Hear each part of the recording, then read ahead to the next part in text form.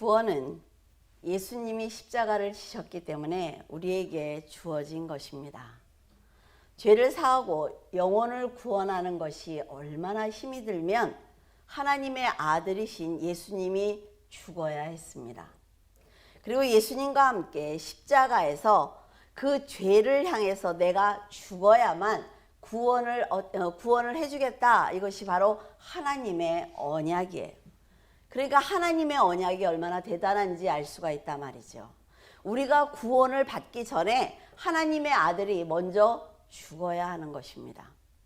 이런 하나님의 계획을 알고 있는 예수님은 그 하나님의 언약을 완성시키기 위해서 기꺼이 보좌를 유보하시고 이 땅에 오신 것입니다. 우리는 이걸 성육신하셨다 이렇게 얘기를 하죠.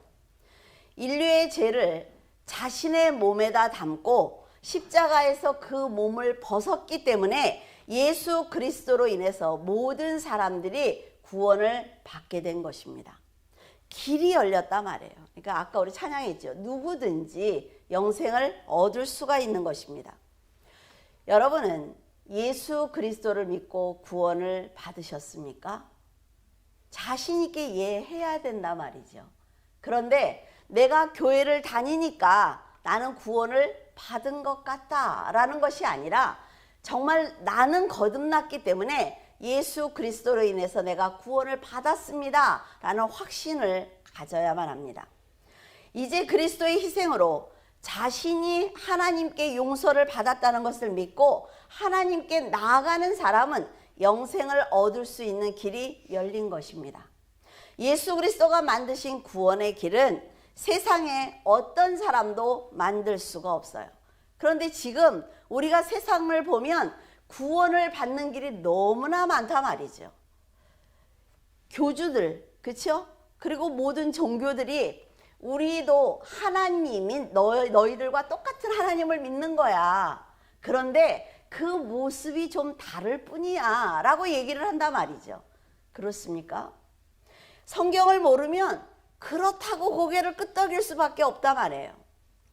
이 사실을 믿는 성도들은 하나님의 뜻에 순종하기 위해서 노력할 것입니다. 노력을 했을 때 의의 열매를 맺을 수 있는 것입니다. 그래서 사도 바울은 단호하게 너희는 너희 죽을 몸에 죄가 왕노릇하지 못하도록 너희가 노력해 라고 말하고 있습니다.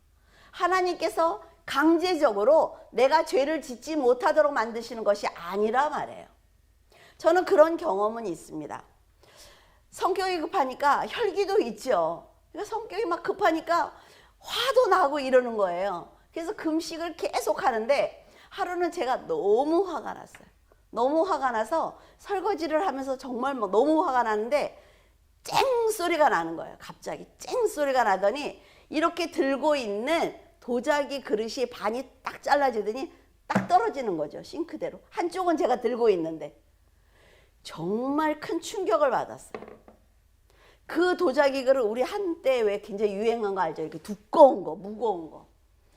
반이 그렇게 갈라질 수가 없단 말이에요. 그래서 제가 느낀 게 뭐냐면 아무리 하나님이 말씀해 주셔도 제가 거듭나지 못하니까 내가 너에게 주는 마지막 기회야. 그런 느낌을 받았어요. 그 다음부터는 화를 못 내는 거예요. 너무 두려워서.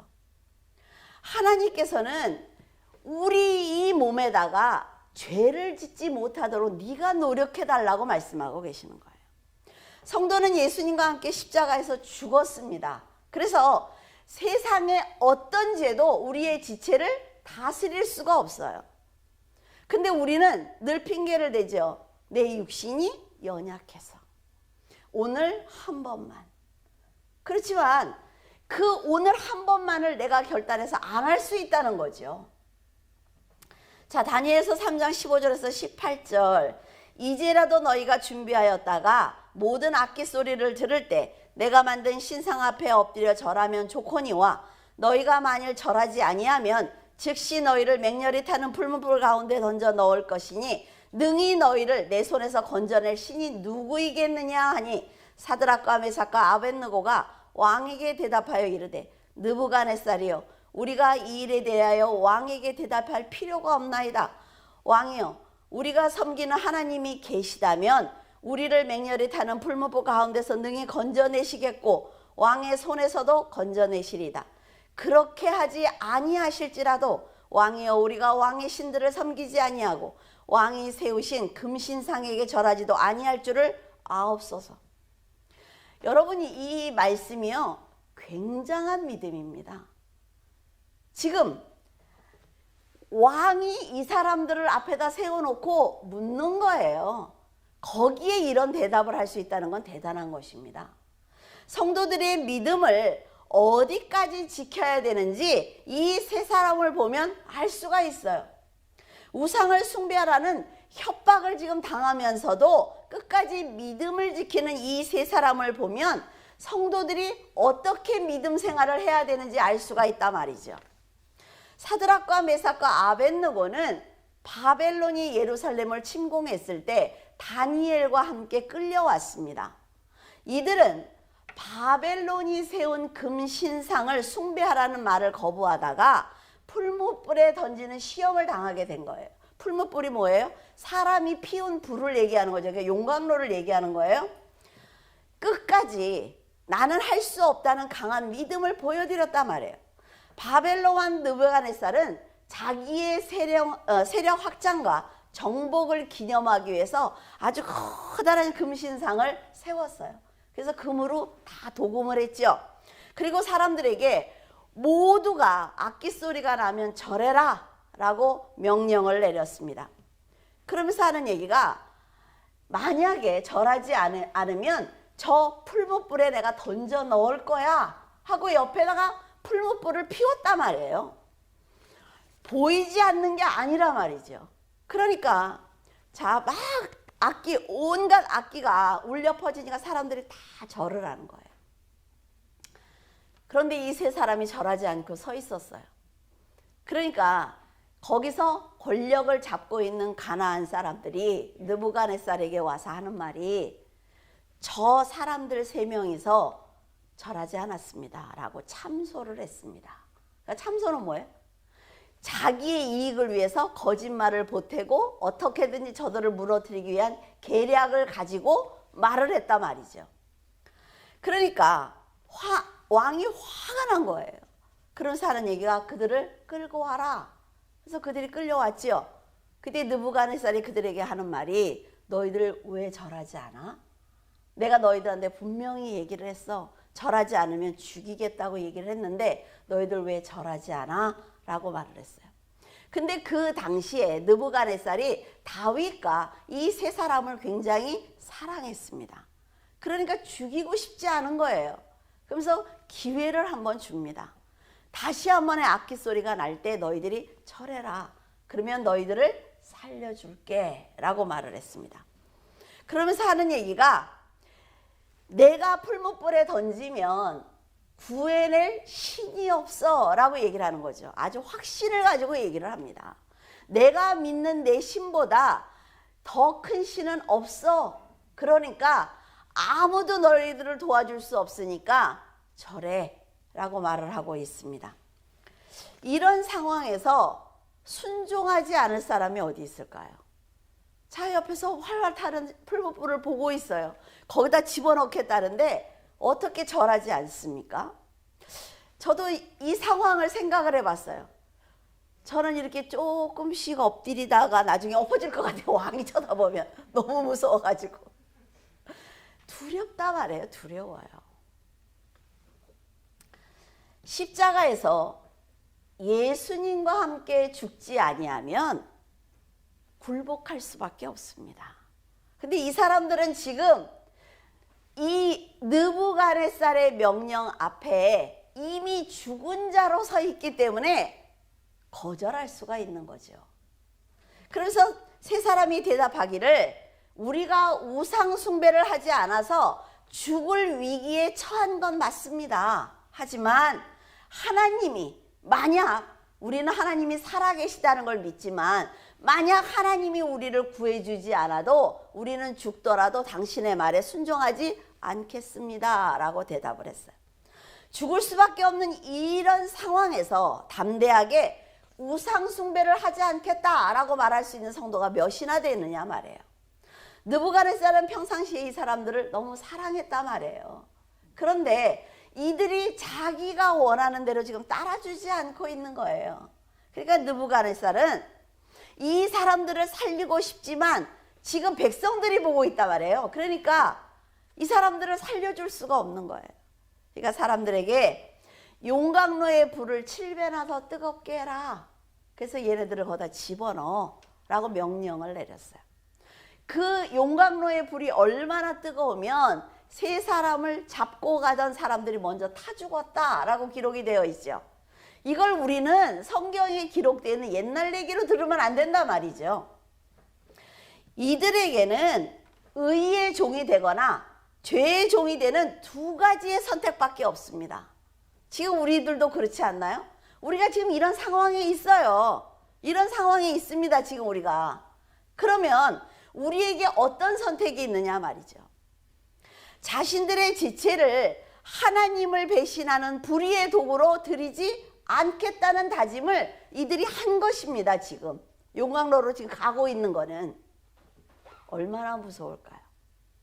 다니엘서 3장 24절에서 25절에 그때 느부갓네살 왕이 놀라 급히 일어나 모사들에게 물어 이르되 우리가 결박하여 불 가운데 던진 자는 세 사람이 아니었느냐 하니 그들이 왕에게 대답하여 이르되 왕이여 옳소이다 하더라.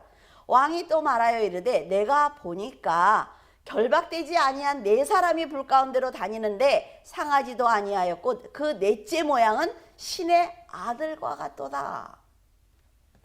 24절에 그때에 이 단어를 우리는 그때라고만 있는데 70인역 번역에 보면은 그들이 찬송하는 소리를 듣고 용광로 안을 들여다본 그때라고 해석이 되어 있다고 해요. 느부갓네살은 이들을 붙들고 있는 사람들이 타 죽을 정도로 뜨거운 용광로 안에 이 사람들을 던졌는데 이들이 살았을 것이라는 생각을 하지 않는단 말이에요. 이게 일반적인 상식 아닙니까? 하지만 불 속에서 세 사람을 던졌는데 네 사람이 함께 찬송을 하고 있는 거예요. 이게 과연 있을 수 있는 일인가? 우리는 그런 생각을 하게 된단 말이죠. 그러니까 느부갓네살이 너무나 놀라서 하는 말이 그 넷째 사람은 신의 아들의 모양과 같다라고 말을 합니다. 그러니까 우리가 예수 그리스도를 만났을 때 간증하는 사람들을 보면요, 예수 그리스도가 오셔서 만났다는 사람들이 굉장히 많아요. 근데 보는 즉시 알겠더라는 거죠.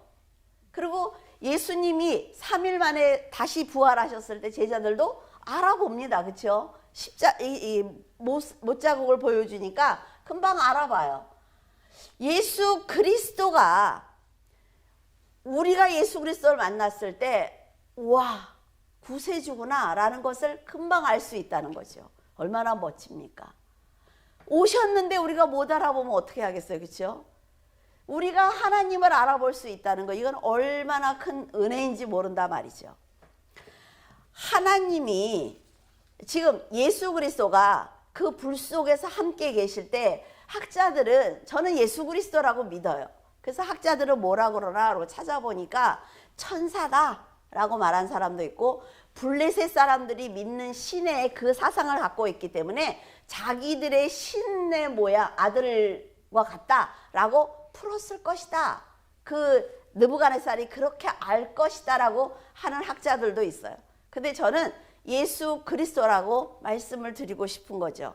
왜냐하면 아브라함에게 세 사람이 찾아온 거 아시죠? 세 사람이 아브라함을 찾아왔어요. 그러니까 아브라함이 그들을 금방 알아봤죠. 그래서 들어오시라고 해서 아주 융숭하게 대접을 합니다. 그러니까 그 중에 한 분이 너희가 내년에는 아들을 낳게 될 거야. 사라가 아기를 잉태하게 될 거야 라고 말을 해요. 그러니까 웃었단 말이죠, 사라가. 그런데 거기에 성경에 뭐라고 돼 있냐면 여호와께서 말씀하시길이라고 써 있어요. 그러니까 구약에 보면 예수님이 사람의 형상을 가지고 이 땅에 오셔서 일하신 그런 것들이 너무나 많습니다. 그래서 천사들도 이 땅에 온 성경에 나와 있는 모습을 보면 다 뭐예요? 사람의 모습이에요. 우리의 형상을 따라 사람을 만들자라고 말씀하셨죠. 그래서 하나님과 천사들, 예수 그리스도와 천사들은 사람의 모습을 하고 있다는 것을 알 수가 있단 말이죠. 막 이상하게 생겨갖고 날개 달고 막 이렇게 날아다니는 것이 아니라 사람의 형상으로 사람들에게 나타난 것을 볼 수가 있습니다. 그래서 풀무불에 계신 그분은 예수 그리스도다라고 말씀을 드릴 수가 있어요. 마태복음 28장 20절에 내가 너희에게 분부한 모든 것을 가르쳐 지키게 하라. 볼지어다 내가 세상 끝날까지 너희와 항상 함께 있으리라 하시니라. 성도들이 하는 일이 뭐라고요? 말씀을 가르쳐서 지키게 하라는 것입니다. 우리가 모여서 으쌰으쌰하고 찬양하고 뭐 하나님 앞에 그 설교 듣고 가면 끝나는 것이 아니라 우리가 해야 되는 일은 말씀을 전해서 그들이 지키게 하는 거예요. 왜? 예수 그리스도가 너희들이 그렇게 움직이면 내가 너희와 함께하고 있으니까 내가 도울 거야 라는 말씀이거든요. 예수님은 내가 너희에게 말한 것이 곧 법이다. 예수 그리스도가 우리에게 말씀하신 것은 곧 뭐예요? 법이에요, 법. 그래서 법은 지켜야 되는 거죠. 사람들에게 가르쳐 지키게 하라, 이 말씀이 법이라 말이에요. 우리 성도들이 지켜야 되는 거예요. 내가 하고 싶으면 하고 말고 싶으면 마는 것이 아니라 말이에요. 내가 말씀을 지키는 모든 자들과 세상 끝날까지 항상 함께 할게, 이게 뭐예요? 법이에요. 그러니까 우리가 예수 그리스도를 믿으면 예수 그리스도께서 우리와 함께 하시지요. 그 예수 그리스도의 영이 성령이에요. 그래서 함께 하고 계시잖아요, 우리에게. 하나님의 말씀은 1.1핵도 거짓이 없습니다. 오류가 없어요. 예수님이 함께 하시겠다는 것은 좋은 일이나 나쁜 일이나 늘 함께 계시겠다는 거예요. 우리는 좋은 일이 있을 때만 하나님이 나와 함께 하신다고 고백을 해요. 아유, 하나님께서 이번에 저에게 축복을 주셨잖아요. 그런데 안 좋은 일도 축복입니다. 왜냐하면 그것으로 인해서 내가 변할 수 있거든요. 하나님이 우리와 함께 하시기 때문에 여러분들이 의심하지 않으면 그 결과, 그 열매, 내가 평상시에 하나님과 함께 하면서 좋은 일이나 나쁜 일이나 하나님과 함께 동행했을 때 그 열매는 선한 것입니다. 사드락과 메삭과 아벳느고는 하나님이 전능하시다는 것을 믿었습니다. 그래서 우리를 풀무불에서 건져주시지 아니하셔도 우리가 하나님과 함께하는 자녀라는 걸 믿은 거예요. 여러분, 이 믿음이 굉장히 중요합니다. 하늘에 소망을 두었기 때문에 이들은 죽으면 죽으리라는 믿음을 가졌단 말이죠. 사람들은 이 세상이 끝이라는 생각을 합니다. 그러니까 이 세상에서만 잘 먹고 잘 살면 돼. 내가 이 세상에서만 나쁜 일을 안 당하면 돼. 이런 생각들을 해요. 하지만 하늘에 소망을 둔 사람들은 세상의 왕이 풀무불에 던지겠다고 협박을 해도 기꺼이 하나님의 나라를 선택하는 것입니다. 불 속에서 살아있는 이들을 보자 느부갓네살은 지극히 높으신 하나님의 종 사드락과 메삭과 아벳느고야 라고 부릅니다. 뭐라고 불러요? 하나님의 종이다. 우리가 보여줘야만 세상 사람들이 하나님을 바라본다는 거예요. 그러면서 이들에게 이리로 나오라고 얘기를 하죠. 밖으로 나온 그들은 머리카락도 전혀 그슬리지 않았어요. 상상이 됩니까, 여러분? 불에 탄 냄새도 없었단 말이죠. 그래서 이들을 모함했던 사람들이 할 말이 없어진 거예요. 하나님이 성도들을 절대로 부끄럽게 하지 않겠다는 약속을 지키신 것입니다. 왕은 하나님의 능력을 찬송했습니다. 하나님 앞에 다른 신들에게 절하지 않은 이들의 신앙을 칭찬한 거예요. 그리고 백성들에게 이제부터는 이들이 섬기는 하나님에 대해서 모함하지 마라. 그러면 내가 너희들을 죽일 거야 라는 명령을 다시 내립니다. 이 사건이 일어나기 전과 후가 이렇게 다르단 말이죠. 그러면 그 중간에 뭐가 있어야 돼요? 성도들의 믿음이 있어야 되는 거예요. 하나님이 역사하고 싶어도 성도들의 믿음이 없으면 역사하실 수 없는 것입니다. 죽으면 죽으리라는 이들의 믿음이 이방인들에게 하나님의 이름을 높이는 계기가 됐어요. 또 자신들의 삶을 영화롭게 만든 것입니다. 13절과 14절에 또한 너희 지체를 불의의 무기로 죄에게 내어주지 말고 오직 너희 자신을 죽은 자 가운데서 다시 살아난 자 같이 하나님께 드리며 너희 지체를 의의 무기로 하나님께 드리라. 죄가 너희를 주장하지 못하리니 이는 너희가 법 아래 있지 아니하고 은혜 아래에 있음이니라. 이렇게 줄친 이 말씀이요, 성경 한 권을 요약한 것입니다. 창세부터 요한계시록까지 요약한 게 바로 이 한 절이에요. 자신의 몸을 하나님께 의의 무기로 드리라는 이 말씀은 실제 삶으로 보여준 사람들이 바로 이 세 사람인 것입니다. 사도 바울이 너희 자신을 죽은 자 가운데서 다시 살아난 자 같이, 십자가에서 그냥 죽어 있으라는 거 아니죠. 예수 그리스도가 부활하신 것처럼 너희도 다시 부활하라는 거예요. 그래서 우리는 이 땅에서 부활한 자로 살아가는 것입니다. 그러면 너희가 새 사람이 되는 거야. 너희들이 거듭난 그 자체가 바로 의의 무기가 되는 거야. 그 말을 지금 하고 있다는 거죠. 금신상에게 절하지 않으면 죽이겠다는 말을 들었을 때 그들은 이미 죽은 자이기 때문에 느부갓네살의 말이 무섭지 않은 것입니다. 얼마나 무섭겠어요. 왕이 앞에 서 있는데. 하나님은 살아계신 전능한 분이라는 것을 믿어야만 죽음을 초월할 수 있는 신앙을 가질 수 있는 것입니다. 이번 사건은 사드락과 메삭과 아벳느고에게는 사람으로서 감당하기 어려운 시험입니다. 그런데 하나님의 입장에서는 이 세 사람과 풀무불을 사용하신 거예요. 너희들이 견뎌줄 수 있겠어? 너희들이 견뎌주기만 하면 내가 이 일을 할 수가 있는데, 내가 이스라엘을 택한 것은 온 열방에게 내 이름을 높이기 위해서 너희 민족을 택한 거야. 그런데 너희들이 지금 이곳에 와 있잖아. 이곳에서 너희들이 해줄 수 있겠어? 그런데 감당하기 어려운 시험일 수 있어. 근데 네가 견뎌주면 내가 너희들을 통해서 내가 이 사람들에게 내가 살아있는 하나님이라는 걸 보여주고 싶어. 이것이 하나님의 목적입니다. 우리를 부르신 목적은 하나님의 계획을 성취하기 위해서 우리를 부르신 거예요.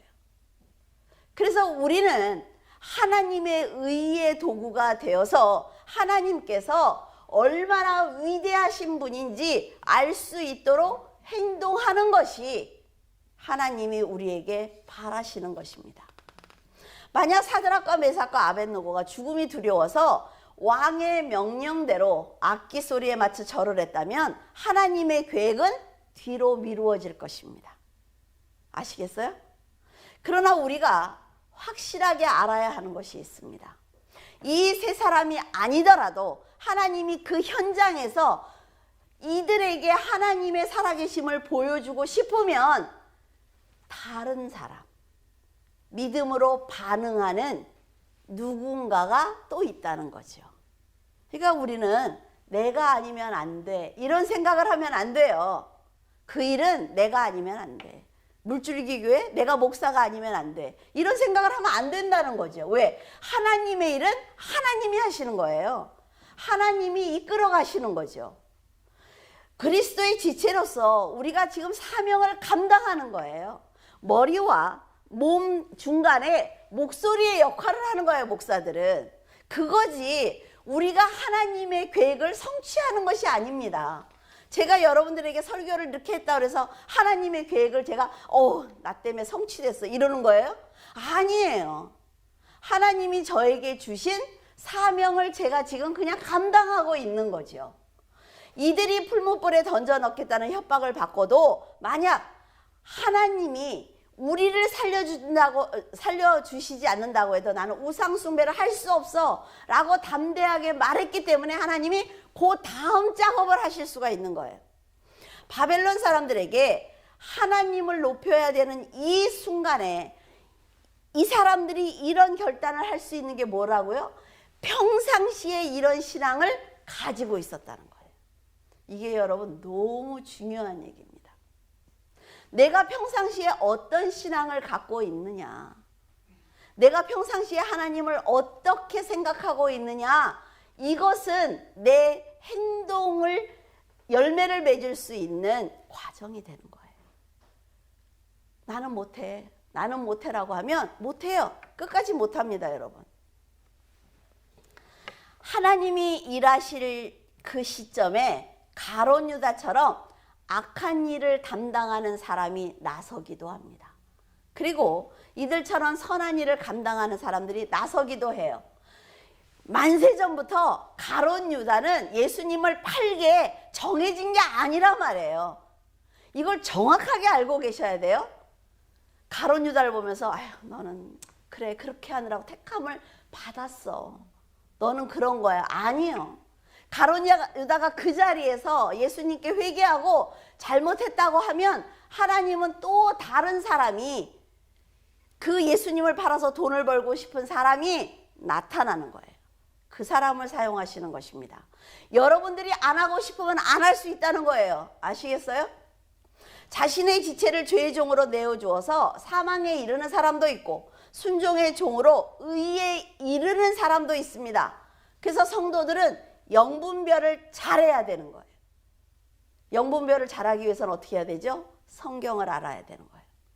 하나님이 가룟 유다를 악한 일을 하도록 정하신 것이 아니라 말이에요. 그리고 이들이 선한 일을 하도록 정하신 것이 아니라 말이죠. 그래서 여러분, 말씀을 중심에 세우고 살아야 합니다. 하나님의 계획은 인간의 역사이기 때문에 하나님은 사람과 함께 일하십니다. 하나님이 혼자 일하시지 않아요. 하나님이 천사들만 데리고 일하시지 않습니다. 꼭 사람들과 함께 동역을 하세요. 그래서 하나님이 나에게 다가오실 때 내가 어떻게 반응하냐에 따라서 하나님이 일하시는 계획도 달라지는 것입니다. 그래서 성도들이 죽으면 죽으리라는 믿음으로 자신의 지체를 의의 병기로 들여야만 하나님께서 더 많은 사람들에게 복음을 전하실 수가 있습니다. 17절에서 18절에 하나님께 감사하리로다.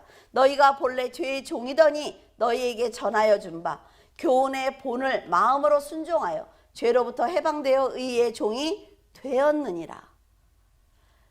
네가 의를 선택하니까 너는 의의 종이 되었어요. 앞으로 될 거야가 아니라 되었어요. 예수님과 함께 죽고 예수님과 함께 살아나지 않는다면 의와 거룩함으로 거듭난 하나님의 자녀가 될 수 없습니다.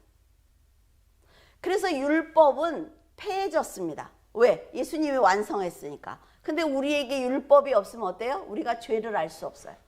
그래서 율법을 보면서 나는 죄인이기 때문에 예수 그리스도께 가야지, 이렇게 생각을 하셔야 돼요. 그리스도 안에 있는 성도가 자신이 새로운 피조물이라는 것을 알면서도 예수님과 연합하지 않고 내가 날마다 죄를 짓는 행동을 한다면 불의의 병기가 될 수밖에 없는 것입니다. 그럼 여러분 생각을 해보세요. 내가 지금 불의의 병기인지 의의 병기인지 한번 생각해 보시라 말이죠. 사망이 얼마나 무서운지 모르고 사탄을 아비로 섬기고 우리는 살아왔습니다. 근데 지금 진리 아래서 자유함을 누리고 있단 말이죠. 이것이 엄청난 은혜입니다. 우린 지금 날마다 자유로우니까 나는 이 다음에 하나님 나라에 들어갈 거야 라는 생각을 가지고 있으니까 감사하지 않아요. 그걸 너무나 당연하게 생각을 해요. 그러나 그렇지 않아요. 우리가 지금 하나님을 아버지라고 부르는 자체가 기적입니다. 피조물이 어떻게 창조물을 아버지라고 부를 수가 있어요? 이제는 그리스도와 함께 옛사람의 죄의 몸이 죽었습니다. 우리는 없어요, 죄를 지을 몸이. 그러니까 사망에서 벗어났단 말이죠. 그런 성도는 예수 안에서 결코 정죄함이 없습니다. 하나님이 난 너를 용서할 수 없어. 예수가 아무리 죽어도 나는 네가 한 짓을 용서할 수 없어. 이러시지 않는단 말이죠. 왜? 거듭났으니까. 우리 자신이 그런 행동을 하지 않거든요. 이제 성도들의 몸은 새로운 피조물입니다. 그리고 예수 그리스도의 지체예요. 성령이 거하시는 거룩한 성전입니다. 자, 여러분, 우리가 평상시에 안 아픈 곳은요, 이름도 부르지 않고 만지지도 않아요. 그치요? 건강한가? 맨날 이렇게 만져요, 여러분? 건강해. 이래요? 근데 막 목이 아프면 목을 계속 만지고, 팔이 아프면 팔을 계속 만진단 말이죠. 그러니까 우리가 예수 그리스도의 지체예요. 그래서 내가 어떤 역할을 하는지 여러분 아실 거예요, 각자. 내가 지금 하나님 나라에, 그래, 나는 발의 역할을 하는 것 같아. 내가 성도들을 안아주는 가슴의 역할을 하는 것 같아. 이거 알아요, 여러분이 스스로가. 그런데 하나님이 보실 때 그걸 하지 않아. 화인 맞은 신년처럼 냉랭하단 말이에요. 그 사람들을 안아주는 역할을 해야 되는 사람이. 그럴 때 하나님이 어떻게 할까요? 계속 가슴을 보시는 거예요. 제가 왜 일을 안 하지? 제가 왜 저러고 있지? 하나님의 늘 근심거리가 되는 거죠. 이렇게 거룩한 성도들이 선한 일을 버리고 불의의 병기로 사용을 한다면 하나님은 그를 잘라낼 수밖에 없습니다. 우리가 손이 썩어가면 어때요? 잘라내야 살아요. 이 지체를 다 죽일 것 같으니까 잘라낸단 말이죠. 하나님도 마찬가지라는 것입니다. 사망에 빠진 우리를 위해서 그리스도께서 자신의 생명을 주셨는데 다시 죄가 마음대로 나를 주장하도록 두면 안 되는 것입니다. 어리석은 자예요. 미련한 자입니다. 구원은 하나님이 직접 세상에 내려오셔서 자신을 희생하셨기 때문에 용서를 받을 수가 있어요. 이건 엄청난 일입니다. 하늘과 땅이 한꺼번에 움직인 거예요. 만세전에 만왕의 왕이 계획을 세워서 여러분 한 사람을 위해서 이 땅에 오신 거라 말이죠. 하나님과 나는 1대1의 관계입니다, 여러분. 내가 물줄기 교회 안에 있으니까 됐어가 아니라는 거예요. 1대1의 관계입니다. 그래서 용서를 받는 건 기적입니다. 우리는 날마다 기적을 달라고 기도해요. 근데 나는 이미 기적을 체험한 사람이거든요. 기적을 통해서 내가 살고 있는 거잖아요.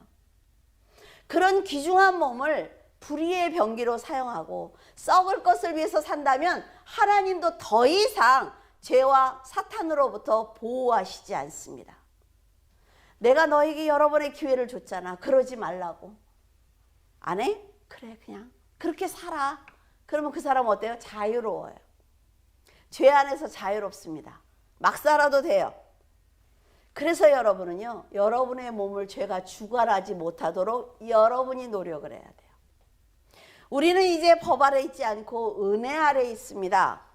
굉장히 중요한 말씀이라고 말씀을 드렸어요. 이거 하나를 하자고 창세기부터 있는 거예요. 창세기부터. 성경 한 권이 이 한 말씀을 하고 싶어서 계속 사건을 만들고 인간의 역사를 만들고 그렇게 하신 거예요.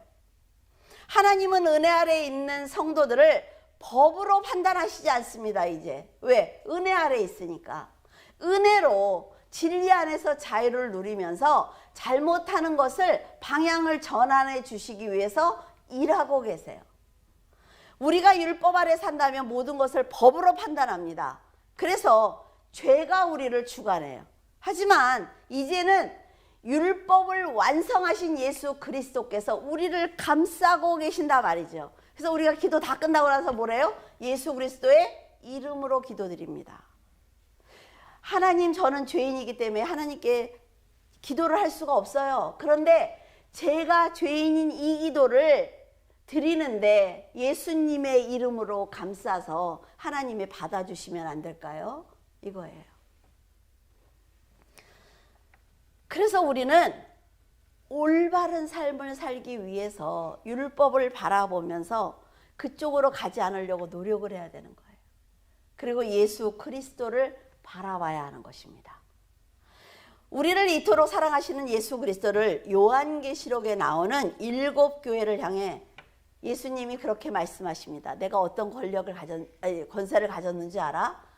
내가 어떤 큰 너한테 영향을 끼칠 수 있는 그런 구세주인 줄 알아? 그래서 7 교회에다 말씀을 하세요.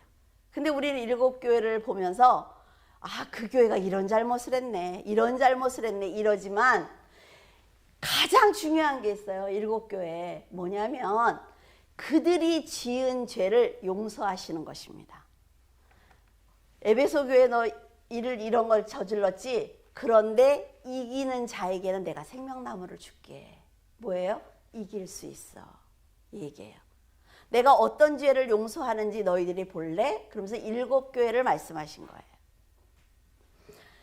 자, 에베소 교회를 향해서 뭐라 그래요? 너는 처음 사랑을 버렸어 라고 말씀하시죠. 근데 이기는 자에게 내가 생명나무를 줄게. 우리가 예수님을 버릴 때가 참 많이 있습니다. 그래서 나는 죄를 졌기 때문에 하나님께 갈 수가 없어요. 내가 죄가 너무 많아서 좀 이렇게 잘하는 것 좀 한 다음에 갈게요. 이러지만 뭐라고 그러셔요? 네가 그 죄를 이기기 위해서 노력해서 나에게 오면 내가 생명나무를 줄게. 생명나무 뭐예요? 예수 그리스도를 너에게 다시 줄게. 걱정하지 마. 서번화 교회는 마귀가 장차 너희 몇 사람을 옥에 던져서 시험할 거야. 그러니까 너는 죽도록 충성해라. 그리하면 내가 너에게 생명의 면류관을 줄 거야 라고 말씀을 하시면서 이기는 자는 둘째 사망을 이길 수가 있다 라고 말씀하셨어요. 그러니까 우리가 둘째 사망이라는 게 뭡니까? 마지막에 심판에서 끝나는 거예요. 천국과 지옥 끝나는 겁니다.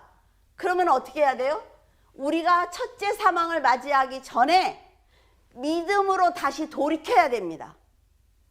아시겠어요? 그러니까 하나님께서는 뭐라 그러냐면 네가 죽도록 충성하고 네가 믿음으로 살기 위해서 네 목숨을 드리면 내가 둘째 사망의 해를 받지 아니하도록 도와줄게 라는 거예요. 버가모 교회는 인디바가 사탄이 죽일 때 죽임을 당했습니다. 순교했어요. 그런데 그렇게 네 교회 안에 믿음으로 순교하는 사람도 있지만 발람의 교훈을 지키는 사람도 있어. 그런데 너희들이 이기면 내가 감추었던 만나를 줄게. 흰돌을 줄 거야. 그 흰돌 위에 새겨진 그 이름은 받은 자밖에 알지 못해 라고 말씀을 하셨습니다. 그러니까 네가 정말 죽으면 죽으리라는 믿음을 갖고 네가 살아주면, 근데 발람의 교훈을 믿는 사람도 있어. 그러니까 네가 다른 신을 믿었으면 절대로 나는 너를 구원할 수 없어가 아니라 네가 말씀을 몰라서 그곳에 가 있었지만 하나님 앞에 돌아왔을 때 네가 회개를 하면 나는 너를 구원할 거야. 네 이름, 네 돌, 내가 너에게 준 그 돌 위에 내 이름을 새겨. 그래서 너는 나를 알 거야. 그래서 어떤 죄까지 용서받는지 알겠죠? 두아디레아 교회는 이세벨과 더불어서 간음을 했습니다. 그래서 하나님이 회개할 기회를 많이 주셨어요. 근데 그 음행을 회개하지 않았단 말이죠. 그런데 이들에게 뭐라 그러냐면, 그래 간음할 수 있어. 그런데 네가 회개를 하면, 그리고 네가 끝까지 믿음을 지키면, 네가 내일을 끝까지 지키면, 내일이 뭐예요? 예수 그리스도를 믿는 겁니다. 하나님을 온전히 믿어드리는 게 일이라고 그랬어요. 그러면 내가 너에게 만국을 다스리는 권세를 줄 거야. 그가 철장을 가지고 그들을 다스려서 질그릇을 깨트리는 것처럼 하는 그는 권세를 너에게 줄 거야 라고 말씀하셨어요. 그래서 예수님이 뭐라 해요? 내가 아버지께 받은 게 이거거든. 그래서 너에게 줄 거야 라고 말씀을 하셔서, 그러면서 새벽별을 주시겠다요. 새벽별 누구예요? 예수 그리스도예요.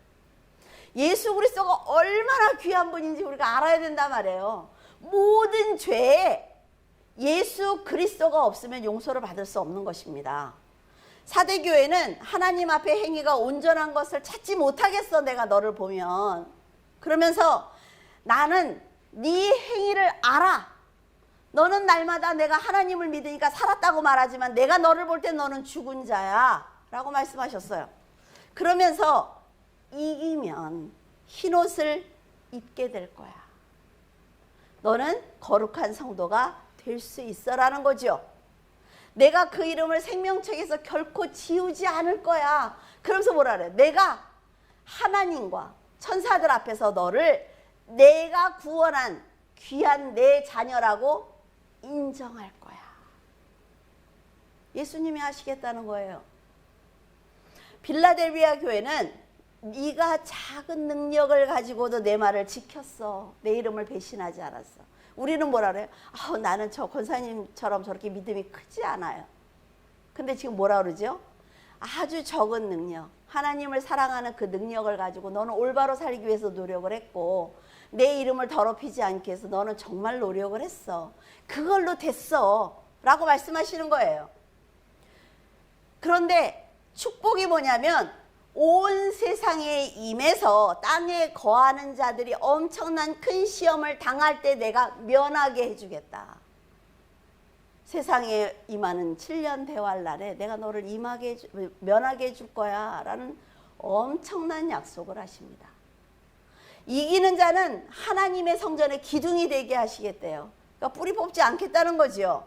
네가 그 적은 믿음을 가지고도 최선을 다해서 살아주면 나는 너를 뿌리 뽑지 않을 거야 라는 얘기예요.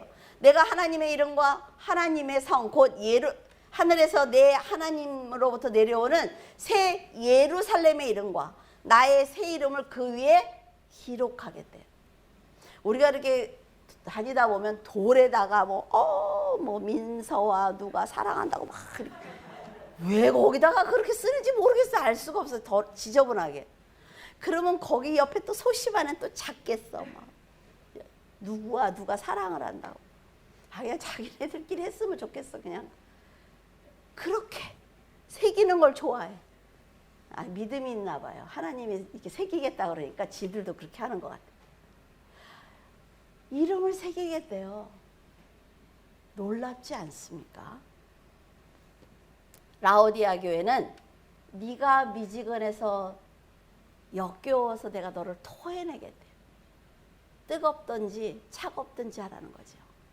하나님을 향해서 열정적으로 뜨겁든지 세상을 향해서 마음이 차갑든지 두 개를 해줘야 되는데 미지근해.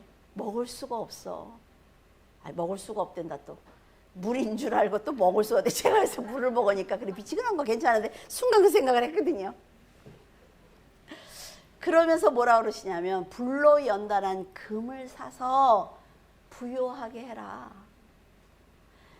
네가 용광로에 들어가는 것처럼 뜨거운 열정을 가지고 영적으로 부요해질 수 없겠어?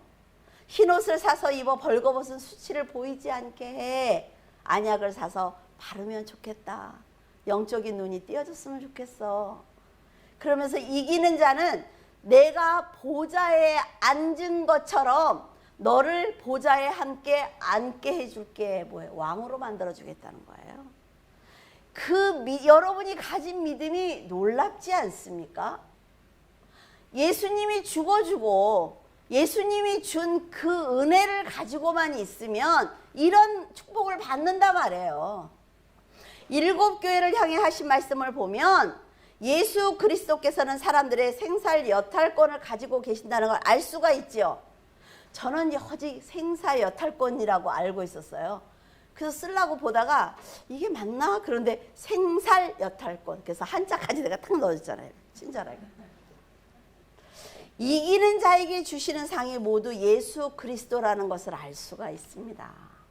예수 그리스도의 말씀을 지키기 위해서 노력하는 사람들에게 주는 복이 바로 구원이에요.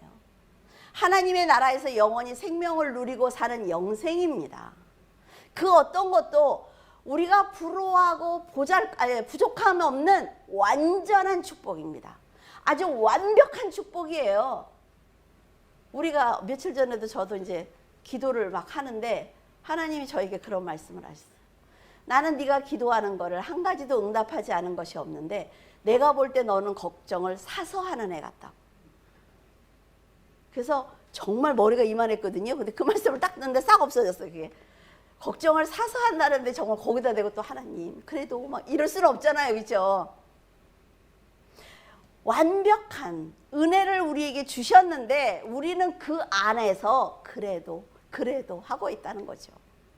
여러분이 사드락과 메삭과 아벳느고처럼 믿음을 지켜낸다면 그 상급은 영생입니다.